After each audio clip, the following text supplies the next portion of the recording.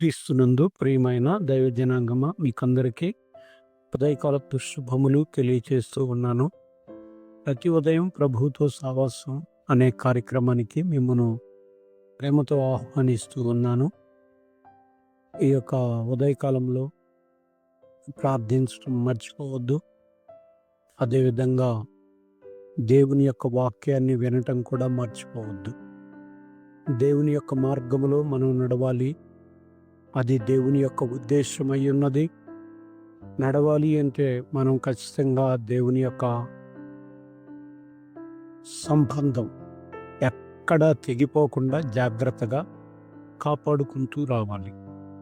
ఈ దినం కొరకు భక్తుడైన యాకోబు గారు రాసిన యాకోబు పత్రిక 3వ అధ్యాయము 2వ వచనంలో ఉన్న మాటను చూద్దాం. అనేక విషయములలో మనమందరము తప్పిపోవచ్చున్నాము.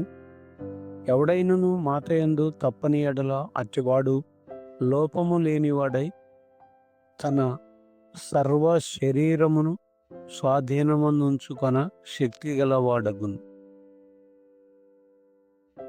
యాకోబు తన పత్రికలో మాట్లాడుతున్న ఒక మాట, మనమందరము అనేక విషయములలో తప్పిపోవచ్చున్నాము. అవునా అంటే అవుననే చెప్పాలి. ఎందుకు అనంటే చాలాసార్లు వాళ్ళు అపొస్తలులైనా, వాళ్ళు బోధకులైనా, వాళ్ళు శిష్యులైనా, వాళ్ళు విశ్వాసులైనా, వాళ్ళు సంఘంలో ఏ స్థితిలో ఉన్నా వాళ్ళు తప్పనిసరిగా మాట విషయంకి వచ్చేసరికే కొన్నిసార్లు తప్పిపోవడము అనేది జరుగుతూ ఉంది. అందుకని భక్తుడైన యాకోబు ఇలాగా చెప్పాడు, మనమందరము తప్పిపోతూ ఉంటూ ఉన్నాము. అయితే మనలను మనము సరిచేసుకోవడానికి ఎవడైనాను మాట యందు తప్పని ఎడల అని రాయబడి ఉంది. తప్పిపోవడము అంటే తొట్టిల్లటం. ఇప్పుడు మాట యందు తప్పని ఎడల అని దేవుని యొక్క లేఖనం చెప్తూ ఉంది. అంటే మాట మాట్లాడేటప్పుడు కొన్నిసార్లు పూర్తిగా విషయం తెలుసుకోకోకుండా త్వరపడి మాట్లాడతాము. తర్వాత నాలుగు ఖర్చుకుంటాం, అయ్యో తప్పుగా మాట్లాడేమో అని. కొన్నిసార్లు విషయం అంతా తెలిసినా ఏం మాట్లాడాలో మాట్లాడాల్సింది మాట్లాడకుండా అనవసరమైంది మాట్లాడతాం. కావున మనము మాట విషయంలో తప్పిపోతూ ఉన్న అనుభవాలు ఉన్నాయి. అయితే భక్తుడు అంటున్నాడు, ఎవడైనను మాట యందు తప్పని ఎడల అట్టివాడు లోపము లేనివాడై. అంటే మన యొక్క నాలుకను, మన యొక్క నోటిని మనము మన అదుపులో ఉంచటం కాదు, కానీ దేవుని యొక్క అదుపులో వాటిని కాపాడుతూ వచ్చినప్పుడు మనం లోపం లేని వాళ్ళుగా తయారవుతాం. మనల్ని ప్రతి దినము కూడా పాపంలో పడేసేది మొదట కన్ను అయితే రెండవది నోరు. అయితే చూపు ద్వారా పాపంలో పడతాం. అయితే నాలుక ద్వారా తప్పుగా మాట్లాడి పాపంలో పడతాం. అయితే ఇక్కడ మనము ఎవడైనను మాట యందు తప్పని ఎడల అట్టివాడు లోపము లేనివాడై. మనలో ఎన్ని లోపాలు ఉన్నాయి చూసుకుంటే, మాట విషయంలో లోపం ఉంటుంది, చూపు విషయంలో లోపం ఉంటుంది, ప్రవర్తన విషయంలో లోపం ఉంటుంది. ఇలా చూస్తా పోతే మన యొక్క ప్రతి పరిస్థితిలో కూడా లోపం ఉంటుంది. కానీ దేవుని బిడ్డలుగా ఎదుగుతున్న మనము దేవుని యొక్క ఉద్దేశానుసారంగా మనము మాట యందు లోపము లేనివాడుగా మనల్ని మనము సిద్ధం చేసుకోవాలి. మన శరీరాన్ని కంట్రోల్ చేయాలి అంటే ముందు నాలుకను కంట్రోల్ చేయాలి. నాలుకను కంట్రోల్ చేయటం అంటే అర్థం ఏంటి అంటే, కోపంగా తిట్టకుండా ఉండాలి.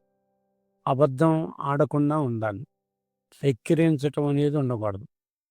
కర్ణ కఠోరంగా మాట్లాడటం అనేది ఉండకూడదు. ఇవన్నీ ఆపగలిగితే మనం మన శరీరాన్ని అదుపులో పెట్టుకోగలుగుతాం. కనుక సర్వ శరీరాన్ని అదుపులో పెట్టుకోవడం అనేది ఎక్కడ ఆధారపడి ఉంది అంటే నాలుక మీద ఆధారపడి ఉంది. నాలుకను గనక మనము మరి కాపాడుకోగలిగితే సర్వ శరీరమును స్వాధీనమందుంచుకొన శక్తి గలవాడగును అని రాయబడి ఉంది.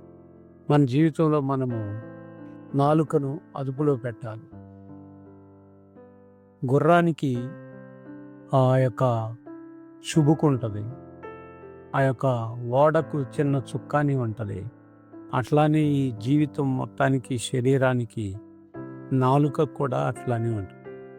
నాలుక గెలిస్తే జీవితాన్ని గెలిచినట్టే, నాలుక ఓడిపోతే జీవితమే ఓడిపోయినట్టు. కనుక మన జీవితంలో మనము నాలుక చిన్నదే కానీ గొప్ప కార్యాలు చేస్తుంది. అదుపులో పెడితే మన జీవిత సంబంధాలు మంచిగా ఉంటాయి. అదుపులో పెట్టకపోతే జీవిత సంబంధాలు చెడిపోతాయి. అగ్ని నాలుకగా యాకోబు నాలుకను గూర్చి చెప్పాడు. అంటే అగ్ని ఎలాగా అంతటిని అదుపు తప్పితే కాల్చేస్తుందో అట్లానే నోట్లో ఉన్న మాట అదుపు తప్పితే సంబంధాలు చెడిపోతాయి, సాక్ష్యం చెడిపోతుంది, దేవునికి దూరమై కూడా ఉంటాం. కనుక ఈ నాలుక గురించి మాట్లాడుతూ దావీదు 141:3 యెహోవా నా నోటికి కావలి ఉంచుము అని ప్రార్థించాడు. నా పెదవులకు కాపు పెట్టు అని ప్రార్థించాడు. నీ పెదాలకి కాపు పెట్టడం అనేది, నీ నోటికి కావలి ఉంచటం అనేది అవసరం.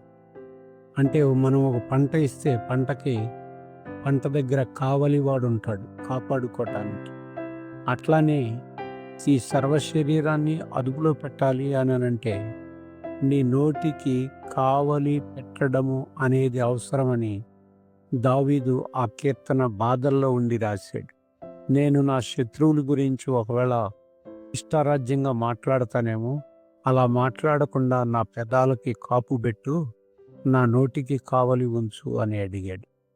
మనం కూడా వాళ్ళు శత్రువుల దగ్గరైనా అయిన వాళ్ళ దగ్గరైనా, మన పైన అధికారుల దగ్గరైనా ఎక్కడైనా ఆలోచన చేసి మాట్లాడితే మన సర్వ శరీరాన్ని అదుపులో పెట్టుకుంటాం. ఒకవేళ ఆలోచన చేయకుండా మాట్లాడితే మన జీవితాన్ని మనమే కోల్పోతాం. దేవుడి మాటలు తన వినికిడిలో దీవించునుగాక. ఈ దినమంతా దేవుని యొక్క కృపా సమాధానం తోడయుండి నడిపించునుగాక. ఆమేన్. ఆమేన్. ఆమేన్.